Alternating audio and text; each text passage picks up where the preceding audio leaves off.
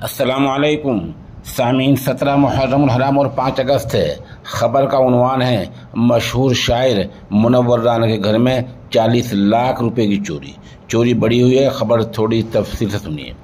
इत्तला के मुताबिक लखनऊ के हुसैनगंज थाना इलाके में शायर मुनव्वर राना FI ढींगरा अपार्टमेंट के फ्लैट में रहते हैं।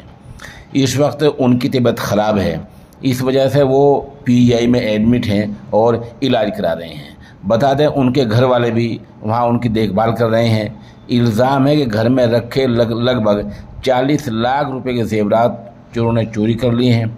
इस मामले में पुलिस में FIR दर्ज कराई गई है। पुलिस चोरों की तलाश में लगी हुई है।